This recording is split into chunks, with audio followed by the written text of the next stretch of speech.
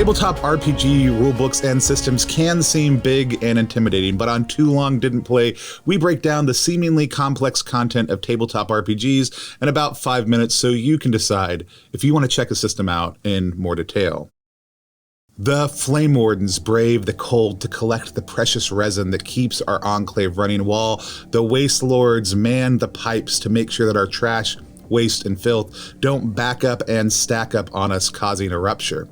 The Junction Runners skim precious resources off the top, making sure that we can make it through the day with a little bit of relaxation. The walls are thick and the ice encroaches outside. If not for these domes, humanity may not have survived. We're lucky that the shards showed up when they did. I just hope that Derek doesn't cause any trouble. In Grasping Nettles, you don't start by building a character, you start by working with the other players to build a community. In this GM-less world-building game, you tell the story of a community filled with factions and ideas as it grows and changes from generation to generation.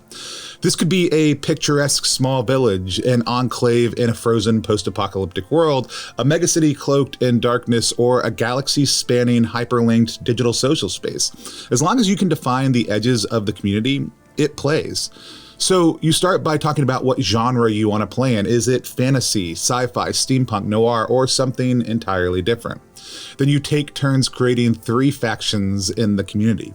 These factions represent 3 of the major active forces inside your community. As you name these factions and forces, you place a unique marker for each one on the central play tool of Grasping Nettles called the Wheel, and you note their names on 1 index card each. Index cards, writing implements, faction markers, and a simple D6 are needed for play. However, the core element that you need is the wheel. The wheel is a visual representation of both the moves the players can make on their turn, but also of the ever-forward movement of time in the game. On your turn, you roll a dice and move one of the factions clockwise that many spaces on the wheel. Now, there are a number of pathways you can take as sideways moves are allowed. Do you want to explore the physical place in which you live?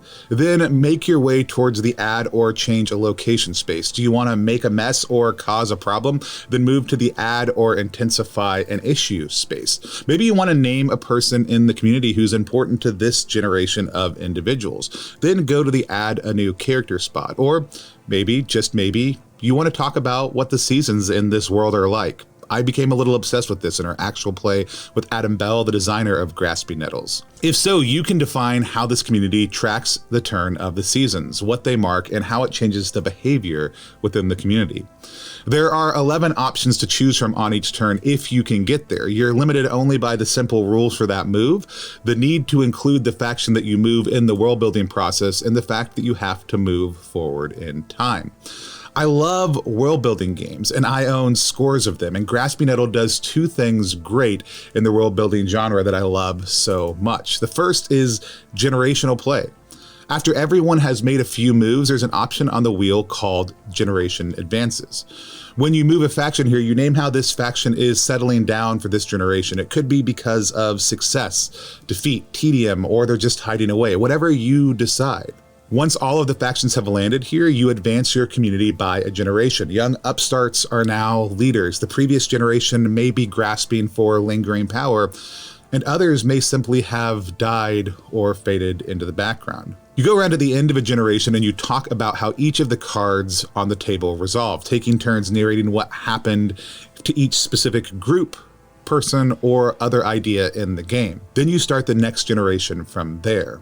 The other unique thing that I can think of no other world building game doing is providing the opportunity for ongoing campaign play, essentially. Grasping Nettles is technically open-ended. You can play for as long as you want, from generation to generation until entropy swallows their universe, or maybe even ours, I guess. The mood of Grasping Nettles is relaxed, but it's punctuated by moments of communal excitement. The 2 moves I fell in love with were creating the seasons based on muzak and lighting settings in our community, and the Glimpse Elsewhere move. This move invited all the other players to work together to look at another place in the world, or even another time, and see the things that were happening there and guess how they might impact our community. Glimpse Elsewhere encourages us to do direct, low-stakes story building together in a way that actually sets the tone for the larger play of Grasping Nettles. This microplay loop is something that I think a lot more designers should actually include in their games. So if the idea of building a world and watching it grow excites you, if generational play is your jam, if you just don't want to let the Derricks of the world rob everyone of their joy, then my friend, I would encourage you to check out Grasping Nettles. Thanks for watching. I'm Tony Vasinda, Chief Alchemist over at Plus One Exp, where we multi-class in tabletop game design, beard and skincare alchemy, and of course, the Bardic College of Content Creation.